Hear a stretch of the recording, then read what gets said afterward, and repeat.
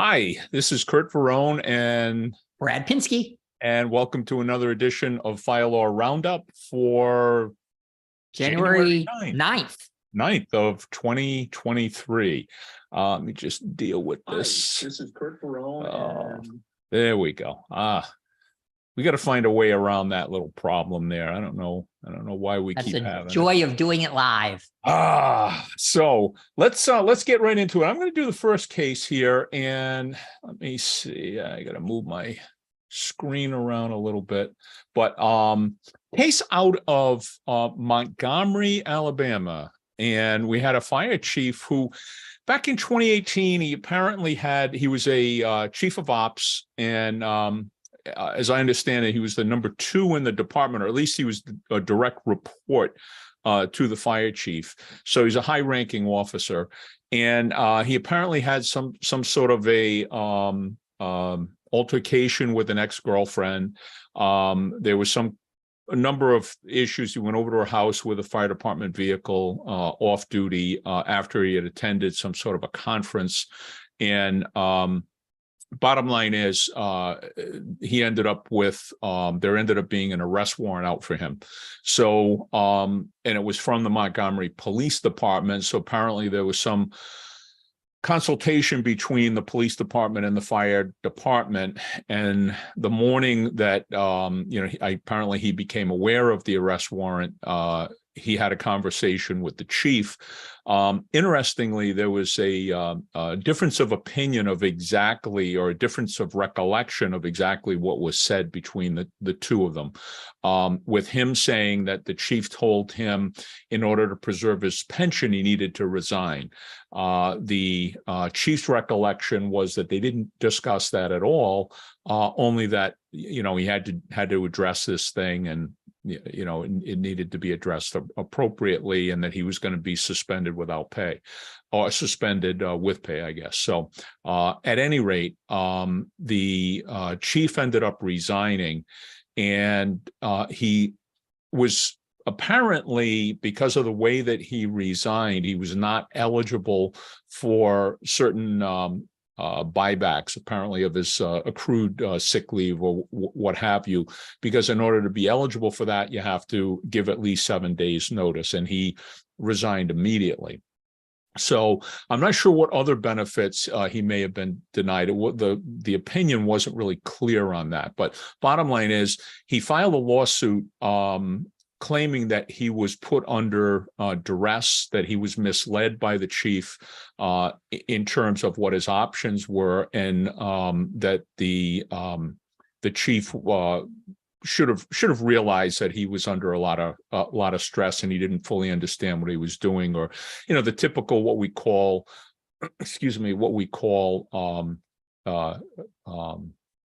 Brad, help me out here. I'm throwing a blank. You're right. You can say a contract is invalid because it was based on coercion or duress. I got it right here. Constructive discharge. Okay.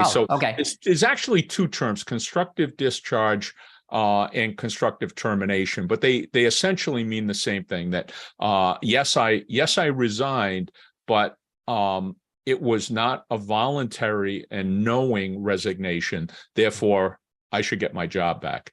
So that was the basis of his claim, and the court didn't really buy it. And I don't want to get into the details of their credibility determination, but the court made a very well-reasoned credibility determination. The reason I want to talk about that is that's something that we don't really talk about in a lot of classes for firefighters. Certainly attorneys talk about credibility determinations, but when it comes to decisions on disciplinary matters, and you have the classic he said, she said, how does the fire department determine who to believe and who not to believe? Okay, firefighter A says something happened, firefighter B denies it.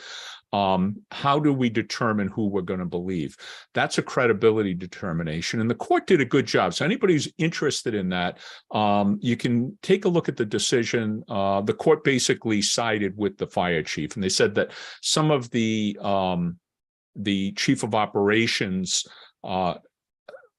statements, that his testimony doesn't really make sense. The court said it was kind of unbelievable that someone in that position, where just below the fire chief, wouldn't be aware of what the consequences are of a resignation relative to his or her pension and so on. So interesting way. I've got a class coming up on that issue, on credibility determinations, and it's an area that interests me. It's a fascinating area. It's kind of separate from spotting lies, like and in the class we'll show a couple of videos of people stating things, and one of them President Clinton, but we'll show a video and stop the video and say, do you believe him? And why? What causes you to believe him? What causes you not to believe him? And is that enough for a court to make a decision? And in the context of discipline, you can't just say, I believe firefighter A because I believe firefighter A. You have to say, why do you believe firefighter A? Why is firefighter A more credible than firefighter B? The court does a pretty good job of explaining some of the criteria. And again, the class, we get into it in a lot more detail, but it's a fascinating area to me. But at the end of the day, the chief who was seeking to get his job back or obtain damages lost the case. And we'll see if there's going to be an appeal. But that was the Alabama case. And it is very difficult, having just appeared in appellate court. I try to teach people facts. The factual record is made at trial. When you are on an appeal, you are not arguing the facts, because the deference is almost always given to the judge or jury on the facts. You have to identify an error of law. But if you're trying just to say, well, the trier of fact, the judge or the jury was wrong, they had the wrong opinion, you pretty much always lose. It's a very tough thing to do. My takeaway from this case really is, to everybody as a professional, right? When somebody is forcing you to resign or forcing you to admit something, and look, Weingarten gives certain people protections, and right. But here, I would be writing a letter. Yes, right after I resigned and you didn't take away my benefits, or I resigned and you didn't tell me this, or I resigned because you gave me 2 seconds notice. I will tell everybody that what I have seen is incredible. When you send a letter almost immediately saying this is what happens, and they don't respond to refute it, it is believed to be very credible. Even though you're just writing a letter, it's not a recording or anything. When you send a letter, documenting what happened, it's very credible. And this is not just a lesson for, hey, I'm being forced to resign. This is a lesson for any meeting you have of any significance, right? If there aren't minutes taken, and it affects you or your department or a decision or something you're uncomfortable with, write them. Because if you think you're going to remember, or the facts are going to be remembered, or you're going to leave it up to a judge to determine who's telling the truth, you're giving up a big chance to protect yourself if you would just send a letter reciting what happened. Yeah, interesting. That's good. I never really heard of that. I have heard of people sending themselves emails to document when, and I'm not, because especially firefighters and government employees, when you do that, even if you send yourself an email, that is not confidential. It could be a public record. Certainly it's going to be archived somewhere. You want to be very careful about that. But I like that idea of basically summarizing what your version of what happened was. And if the person doesn't respond back and refute it, it looks bad for them. Well, certainly would be a factor in a credibility determination. Absolutely. Yeah, because why would I lie? I just put it in writing to you. Why would I lie? But sure, one of the most important things with the credibility determination is corroboration. Right. And that would corroborate. That would be corroboratory documentation of your version of what happened. So, and I do want to mention, we will be, we have a recording of your appearance before the court. Was it the Court of Appeals? Or was it's the second level is the appellate division. The appellate division. So we have a video of that. Malcolm will be working on it, and we're going to post it here for all of you to see. I thought you did a terrific job. It didn't seem like the court fully grasped the issues, which is not surprising. I mean, I wish we could argue our cases in front of a panel of firefighter attorneys instead of judges who really don't grasp some of the key nuances of our situation. But Yeah, and I will say this to everybody because I tell clients, right or wrong isn't necessarily the issue. It's not the issue going in, and right or wrong may not be the issue coming out, because the second department of the appellate division, which for those familiar with New York State, has Nassau County, Suffolk County, most of the boroughs. It's an extremely overworked court. So they have a law clerk who prepares a brief, a law clerk with way less experience probably than, most of us, but a law clerk reads things, gives them a set of alleged facts and questions to ask. That's scary. Judges don't have time to look at it. So as people will see, and maybe we'll talk about it, not so much for the purpose of, hey, here's Brad arguing, but so people understand, court isn't always about truth or not truth. Sometimes it's about the fact that you only have a couple of seconds to make an argument. The argument I made was on page 2 of my brief. It was the second major argument. And as you've lectured on a million times, you can't prejudge guilt. You can't impose a sentence. And there's no question what happened. But these judges, I focused my whole argument on one letter. And these judges like, oh, I've never seen that letter. They had no idea what I was talking about, which amazes me, right? Blows your mind that people have no idea what you're talking about when it's your main argument. And that's because some clerk who briefs the judges didn't think it was important enough to brief them on. So that, unfortunately, is the reality of the justice system. It is not always just. Sometimes can I just throw a case out because we don't have time for it? So, okay.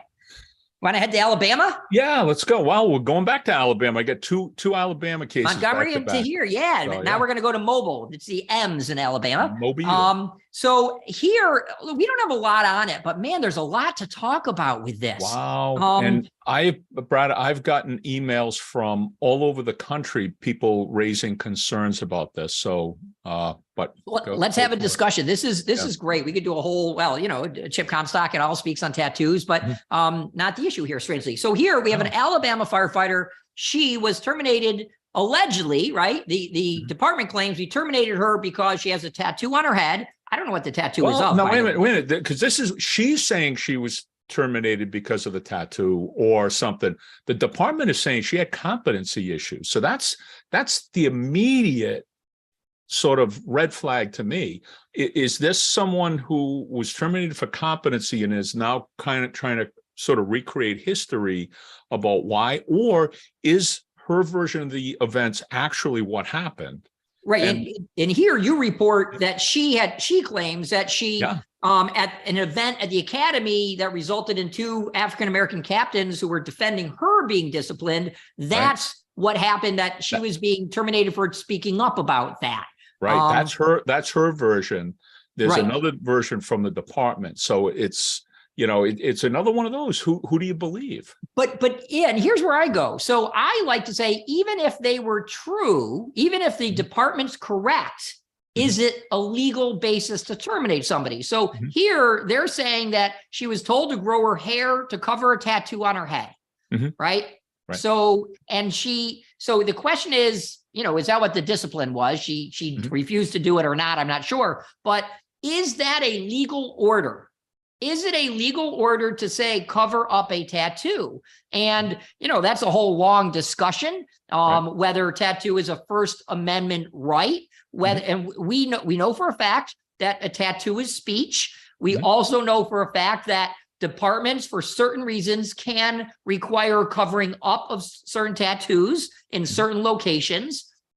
And a question, if this is true, then I got to ask, what did the tattoo say? How visible was it? Could they have just given her a hat? Is that part of the uniform? Is there a policy on tattoos? Right. I mean, it leaves so many questions, but what I would be focusing is on, even if the department is correct, what was the basis, right? What really was the basis for this tattoo issue? And was that a legal issue? She's saying apparently someone reported her for the tattoo. So that was sort of volley number 1. Someone reported her for the tattoo. She was told at that point after the investigation to grow her hair out which she did. She grew her hair out. And then someone complained that her hair was not in conformance with the grooming policy. Okay. Now, again, that's her version of it. She also says that she was involved in an incident at the academy with regard to firefighters not creating a noose, but talking about nooses. And she objected to the conversation about nooses and felt that it was inappropriate and reported it. And she said that that was why all of those was why she was terminated, that it was pretty clear they were targeting her.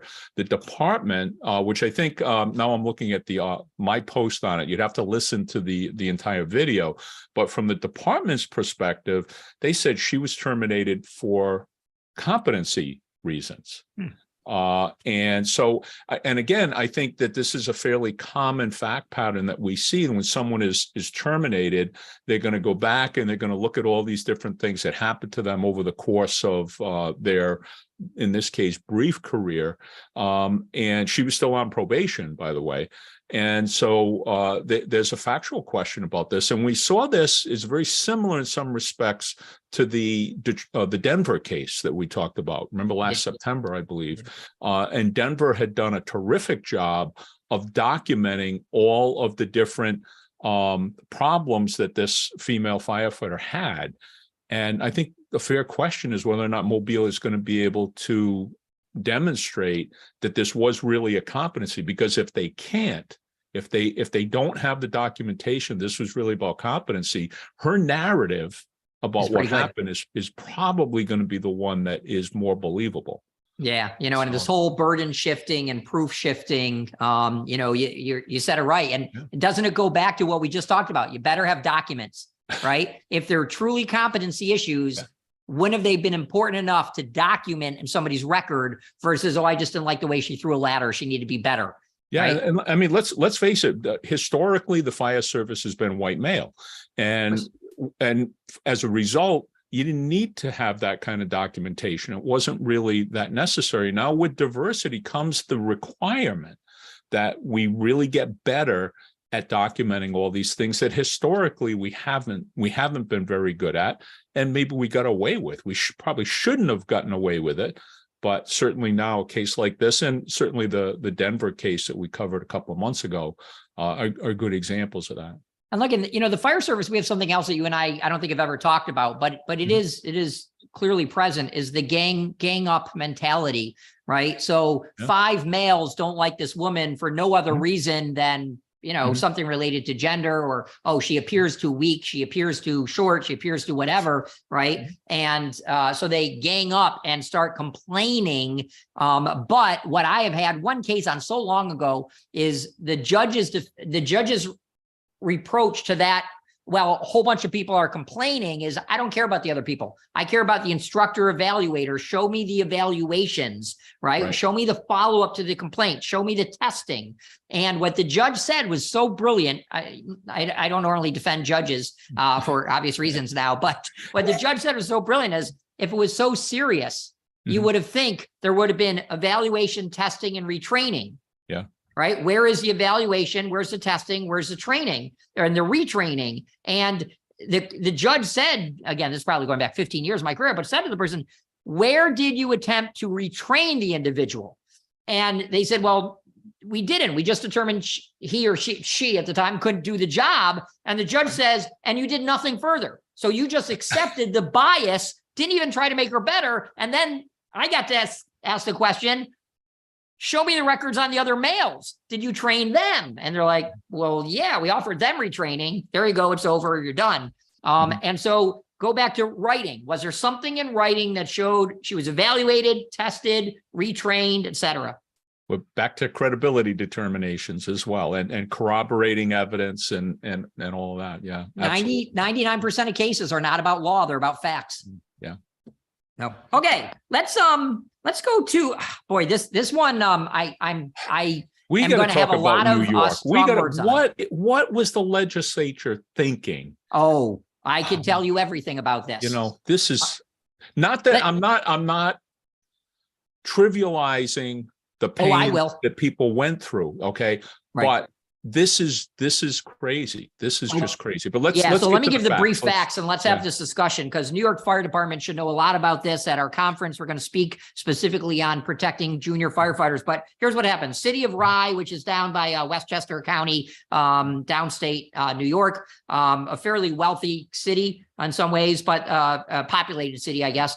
The city of Rye has agreed to pay $3.25 million. They're settling a sexual abuse lawsuit. Now, you would say, okay, no big deal. The lawsuit was filed in 2020, COVID time, right? But it took place in 1970 or the 70s. The sexual assault took place in the 1970s. Yeah, sexual assault took place. Yeah. So and these aren't allegations, because someone pled guilty in 1972 to first-degree attempted sexual abuse and got a 5-year suspended sentence. Now, what is different is they pled guilty to attempted sexual abuse. That's very different than what's alleged here, which is actual abuse between 20 to 40 times. But they've got an admission to an attempt. That's all they need to win, right? So they took in 2020 lawsuit where the events happened in the early 70s, and they pay now. Now, that's just a example, and frankly, a not good example of why this is a really shitty law. So I've spoken about this, but let me tell you what happened. So back in 19 and 20, almost overnight, now you got to understand what was happening at the time, because this is when Eichner, what's his name? So there's the movie. The movie producer. Epstein? No, Epstein was the plane. He's also going on, right? Epstein is happening at the same time as Harvey Eisner. The movie producer. Harvey Eisner from Firehouse. Oh, no. Whoever the movie producer is. And that they have a movie on now, something like Say Nothing or something. Let me get the proper name and I'll go ahead. Yeah, but it was the movie producer who was sued, sexually assaulted. I think he's now dead. Heavy set, ugly guy. But he was a big Hollywood movie producer. You can't miss it. In any event, those two things are happening in the 1920s. The Boy Scouts. Weinstein. What's Harvey that? Weinstein. Harvey Weinstein. Thank you. Jesus Christ. I know, huh? It must be a weekend. It must be like jet lag for both of us on. I totally feel it. Yeah. So what happens is, against this backdrop where there's all the sexual abuse, and this is before Cuomo was alleged to have, put his hands places where they shouldn't have been. Yeah. All of this is going on in New York. New York has been very as they should be, pro victims of domestic violence, pro victims of abuse. But what New York does is comes out and said, listen, even though something happened in 1970, I'm defending 13 cases that happened in 1960, allegedly, right? And here's why I'm furious about it. One, as a practical matter, there's no insurance to cover either the payment or, more importantly, the defense fees, because who's your insurance company in the 60s or 70s? And under every policy, you had to give them 90 days notice of a suit. Okay, well, this is 40 years, 50 years, 60 years later. We don't, right? So that's the first problem. There's no insurance. Your insurance company's off the hook. And look, the insurance wouldn't cover the payment, the settlement, or the loss at trial of a judgment, but they would normally pay the defense costs. I'm being paid out of pockets of all of my clients because the insurance company, they don't even know who it was at the time, assuming they're even in existence. That's problem number one with these laws. Problem number two, who's our witnesses? I have two or three cases against a fire company in Buffalo, and the witnesses are dead. The person who is the alleged assaulting individual, right, is dead. And there's no witnesses. So worse is in the case of the Boy Scouts, which are hundreds of these Boy Scouts and churches, but the fire departments are wrapped up with the Boy Scouts because we were charter organizations. So the Boy Scout programs, or allowed the Boy Scouts to stay at the firehouse, happened all over the state, which is why I have a lot of these. So here's the problem. There's a charter agreement. A charter agreement is when the fire department and the Boy Scouts get together and they say, here's your agreement, here's what you have to do. Those records are destroyed. So they've, one, long since been destroyed, and two, there was some fire or flood or something that destroyed most of these records. We don't even have the agreements showing the responsibilities of the fire departments. So Right. my whole point is there's no documents other Right. than one person's word with no witnesses. That's not the case here. You could make the argument. I don't know. You probably have thought of this. Is that it's a due process violation that so much time has gone by that how can anyone be expected to prepare a defense for themselves? That's why we have a statute of limitations, and that this is creating such a burden on organizations. The perpetrators, they're not going after the perpetrators, they're going after the organizations whose leadership and membership and everything has changed. People today who've done nothing wrong now are having to pay for the sins of people 30, 40, 50 years ago. Right. And that's, and you know, it's one thing when it's the church. It's an institution, whatever, maybe it's fair, maybe it's not fair. I don't know. My you know, goggles are out for the fire department, but it is so hard to defend these. Now, fortunately, let me just tell you, so the period to file these suits closed, right? You could only file up till sometime a year and a half ago. Oh, I didn't realize that. That's good news. That's good news. Even on the website that you cite to, they've got it wrong as to how long you could file. The filing period ended. So for these long time ago things. So the good news is that period's cut off. But here's what's happened in at least in New York State. They've sued the church, they've sued the Boy Scouts, but they also suing the fire departments, right? As one of the primary culpable parties, because the fire department housed the Boy Scouts or the church, the fire department hired the liaison or the individual who allegedly abused people. But what they've done is they sued the wrong entity in all of these cases. So I have 5 motions to dismiss out to get rid of most of these cases. Now they're all stayed because they're in bankruptcy. So nothing's happened for years until the Boy Scouts resolve their bankruptcy issue. It stops everything. But in these cases, we've said you sued the wrong party. They've sued a fire district, but it was the company. They've sued a company, but it was the town who should have been liable. So fortunately, in their haste to sue everybody, including God, they've screwed up. But these laws are horribly unfair. They really are very unfair. Not having anything to do with the victims. You deserve your day in court, but against who? Yeah, and one of the sort of underlying pseudoscientific parts of this whole thing is that whole repressed memory concern, that people can experience something, repress it for decades, and then all of a sudden it comes out. And that's been totally debunked. I mean, the validity of repressed memory has been debunked. And I sort of thought that this law might have been premised on that sort of misunderstanding about repressed memory, but that has been debunked, and we've discussed that in some of my classes that I've taken at Arizona State on forensic psychology. But there's our memories are not good, even about things that happened yesterday, even about, look at both of us trying to think of names and different things, right? You know what I mean? Trying to remember something happened 40, 50 years ago, and the way that our brains process things, they store them and then they try to retrieve them is right. It's kind of scary that we can find our way home every day. But what was interesting, by the way, at the appellate argument, I had the cases before me. It was a criminal case, a murder. And they were arguing about the evidence. They had a hat with the victim's blood on it and the hair of the shooter and gunpowder on the hat, right?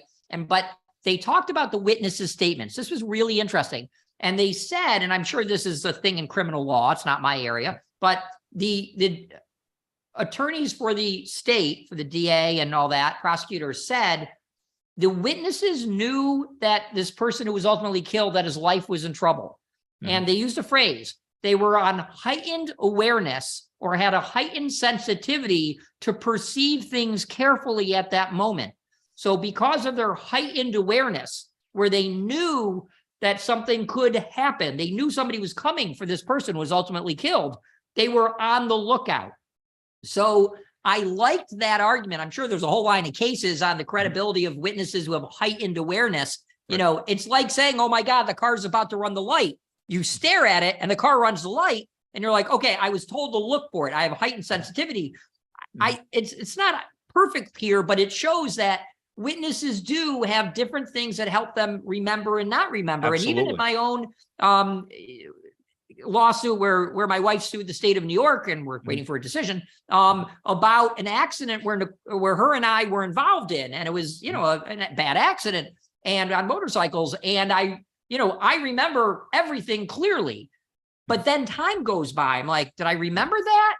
Or, you know, fortunately, I wrote everything down. To my first point, I wrote everything down the morning we got home from the emergency room, wrote it all down. And so now I look back, I'm like, well, if I wrote it, that's what it was. But if you ask me to remember it now, I don't know. Well, right? And that's because of the way that our brains work and the way we store and process things, because what you're talking about is the original memory of something superimposed on your thoughts about something, superimposed upon you reading about something, maybe watching a video about something, hearing someone else tell the story about how it happened.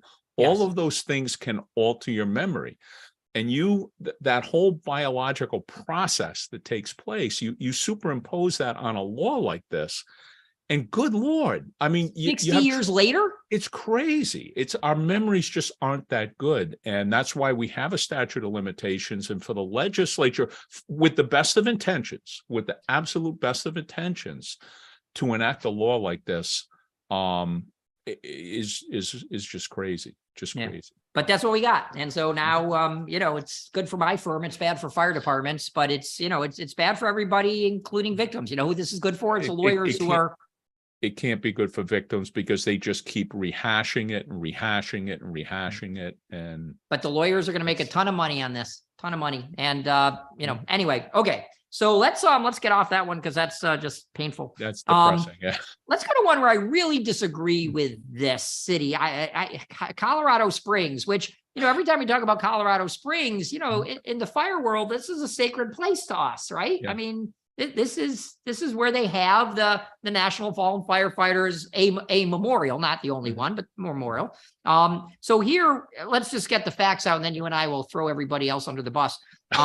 So, and maybe you want to kind of take the stance or not of the union's position, because they said it very eloquently. But here's what we have. We have a Colorado Springs firefighter. You and I covered this, and I think you maybe link back to it or something, but they're facing criminal charges, which blows my mind. And we'll go through very quickly. They were driving a brush truck, and to a fire in a park. It was inaccessible by surrounding roads. So he's going down a dirt path, right? This is not going to be a perfectly smooth, you can see everything, whatever. He drives over what appears to be debris. Okay, well, that's what we do with brush trucks. And it turns out there's a 76-year-old homeless woman, apparently under the debris, blankets, other items, who dies. He runs her over. All right. And he now is sued. We covered this before. He's charged criminally. He's charged criminally. Oh, I'm sorry. Right. Yeah. And but there was also a lawsuit. I think there no doubt will be a lawsuit. I thought that was part of our first stuff. In any event, could be. Yeah. Yeah. I think you're right. Yeah. And he's charged with careless driving resulted in a death, which is amazingly only a misdemeanor, right? When you just read the charge, it sounds like it should be a felony, but nonetheless, here's what's holding. The city said, you're on your own. We're not providing a defense for you, which is crazy to me, because if there's a civil lawsuit, you're just giving up. The standard in a lawsuit is much lower. The burden of proof is much lower in a lawsuit than it is beyond a reasonable doubt in criminal proceedings. So if this goes to trial, and if this person can't afford a good, competent attorney, and if a jury finds and holds, right, that he was beyond a reasonable doubt driving careless, that civil suit against the city is over. So they're hanging him out to dry for something which is so easily explainable. I didn't expect to have a homeless person lying in a dirt path. Now, there are some allegations, right? Well, maybe it was a park, and the park is known to have homeless people, and we've had training all the time that says, you could throw a lot of facts in to change things, right? To say we all know there's homeless people sleeping everywhere. But whether that makes you careless or not as a criminal matter and civil matter, but all that's happening here is they're saying, the city saying, you're on your own, we're not paying for your defense. I think that's a very bad choice for a lot of reasons. The union is up in arms, and the union, in my personal opinion, is correct. This is a bad tactical move. Mhm. You're basically throwing him, I hate to use this phrase, throwing him under the bus, right? A bad phrase to use. But you're, sorry. Let's just edit that right out. So you're Just basically came out. throwing It him under just the came out. bus. And you're going to lose later. Yeah. Right? You're going to lose later. What certainly shows how this is a criminal case, but it certainly has civil consequences. And just for the record, you and I discussed this back in November. I blogged about it on November 15th, but it was there's no civil suit to the best of my knowledge as of right now. There will be. There likely will be, but she's got to have a surviving family to find. He was charged, and again, we covered this November 15th. So right now it's just criminal, but obviously there's the potential for a wrongful death lawsuit if they can find her family. Right. You got to have somebody to sue as an estate in her name. Sure. Being homeless, maybe not. Who knows? Sure. So, but again, this is one of those examples where a line of duty activity, I mean, change the facts a little bit. Let's say it was an incident commander who made, a decision that led to someone's death, and the department, he's charged. We've seen incident commanders, we've seen apparatus drivers charged with manslaughter and other types of homicide related, negligent homicide, and so on. So, the potential here is for liability for the community. You would think the community would want to at least control the defense as far as that, or make sure that the firefighter has adequate representation. Otherwise, it could come back and create a problem. I think we saw that, and I can't think of the case, but there was a recent case. Kansas City. Remember the Kansas City case? Yeah. Now that was all civil, but basically the city got the idea that, well, what you did was so outrageous, we're not going to cover you. And the firefighter said, "Oh yeah, okay." So he goes to the plaintiff's attorneys and says, "Okay, I'll settle. How much? 20 million. Okay, 20 million. Assign the case. Assign the case, and now it's off to the races here." So I don't know, but apparently they said that there was some sort of a ordinance or something that prohibited the city from paying for criminal defense types of things, which I think in many cases makes sense, but in this case doesn't. You want to make sure that this firefighter gets the best legal representation possible, and that the criminal charges are either dismissed or you get a not guilty finding, ruling. And again, the union president came out and said it. First of all, it sends a terrible message. Absolutely, that the city doesn't have you back. Okay, forget the message for a minute. How about the taxpayers? Because if he's found guilty, there's a pretty significant, consequence to the taxpayers. So. Yeah. Horrible, bad tactical decision. But I will, as I'm thinking about it, they may not care. I'll tell you why. They may know that the decedent has no relatives and there's no one to commence a lawsuit. They may not be, it's a homeless person. You never know. They may be saying, you know what? We don't have a notice of claim. There's no. Let me make a prediction. Somebody's going to come out of the woodwork. Yeah, no question. It might even be an attorney who maybe represented her earlier in her life and is going to say, I'll get myself appointed as the executor. Exactly. Okay. The last one I think is a huge case. This is going to have huge consequences. And let me just sum it up, right? So the allegation is that a patient with psychological disorders was forcibly taken to the hospital. Now, I read the complaint, this 70 or whatever page complaint, because I was so interested. I wanted to see what the serious injuries were that they kept alleging. I didn't find them. I just kept finding repeated reference to, you wrongfully arrested, seized, harassed, threatened, assaulted, battered me, right? So I'm seeing assault and batter mean you put your hands on somebody, but they keep using in the complaint, she was seriously injured and we want $1 million. Or the individual, the man was seriously injured, want $1 million.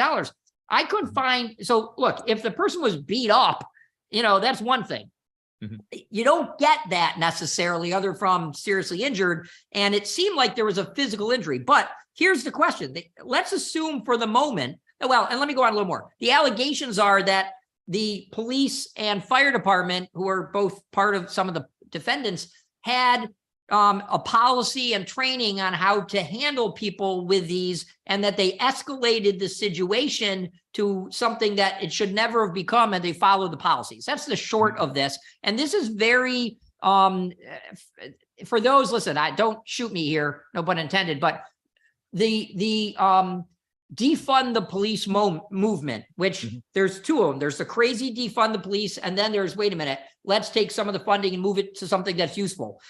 In many places, Ithaca, New York, and others, they've not defunded the police. They've taken some of the they've police added social workers. They've added social workers and crisis counselors. intervention. Right. Right. And that's been worth it. So maybe this is part of that, where they were supposed to, I don't know, where they were supposed to call for crisis intervention and whatever. And you said it before about a year ago that police aren't trained to de-escalate, right, necessarily, and they aren't trained to deal with mental health issues. So that they are now. They are now. They're getting, the word is getting out. And the term that they use in this that I thought was interesting was emotionally disturbed persons.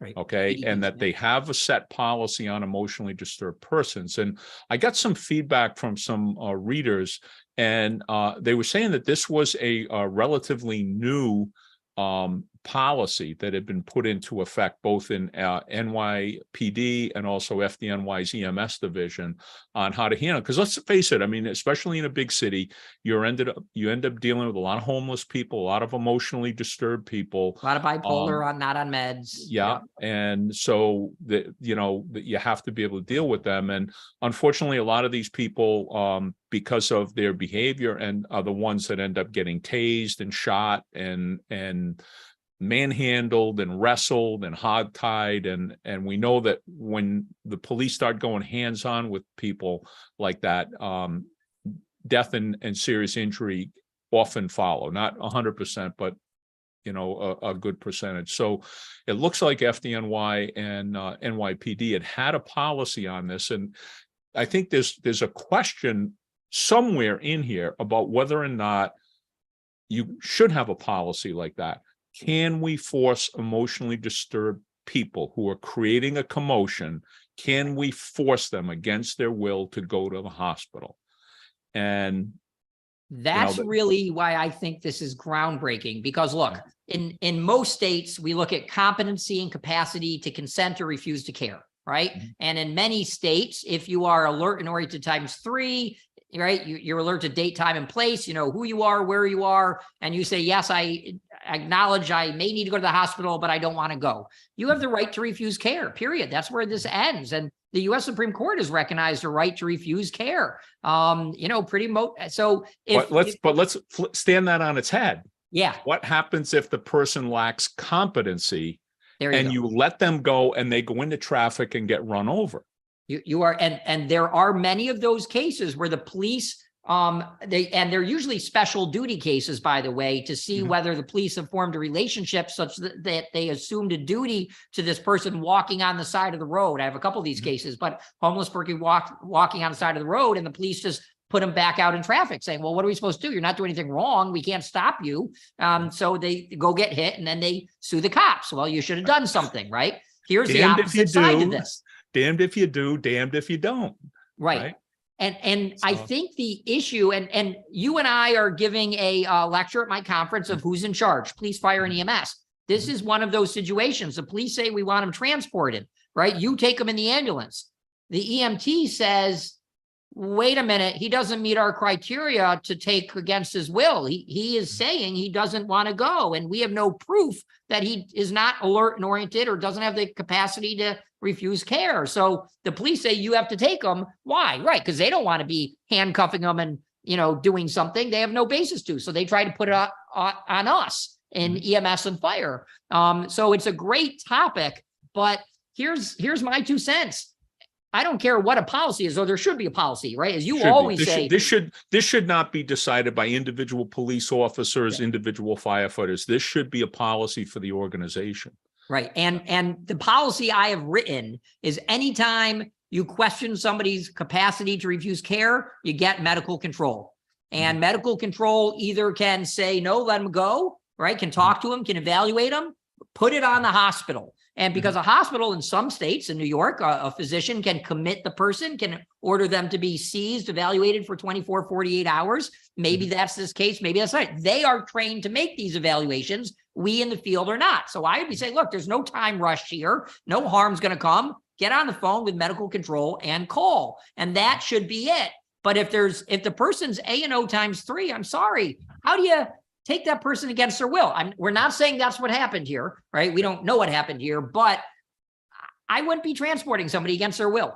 Right. Well, I think this is where you have an intersection between law enforcement and EMS in the hospitals. And I think you pointed out part of it. The other part of it is you've got somebody who's maybe standing in traffic or on the sidewalk creating a commotion. Maybe he's assaulted people, maybe he's threatened people, certainly created a disturbance. And so the conversation between police and EMS goes, do you feel he's got capacity to make the decision not to go? If EMS says, I think he's got the capacity to decline aid, fine, here's your handcuffs, you're going to jail for disorderly conduct or whatever it may be, which doesn't necessarily benefit the person either. So, it's kind of like, which option do you want? Do you want the handcuffs and go to jail? Do you want to go with the EMS personnel to the hospital? And then you've got that role that the hospital is going to play. So at any rate, I really think this will be an interesting case to follow. I don't know anything about the law firm that's handling it, whether or not this is a pro bono. I'm assuming it's a pro bono, type of a case, but who knows? I don't know. There are I a lot of these. I can't imagine they got something up front. Let me put it that way. So maybe. Oh, no. But yeah. And look, let's just throw in, because we've seen so many of these Haldol cases, right, where they're just giving Haldol to calm someone down. That's not usually a good option either, right? But that's, how about ketamine? Surprised. Maybe we'll give them some ketamine. Yeah, right. Not to kill a horse. So anyway, that's where we are. But I agree. This is going to be a huge case. This is of any cases we did today, and maybe even this month, this case really affects providers because it is so common.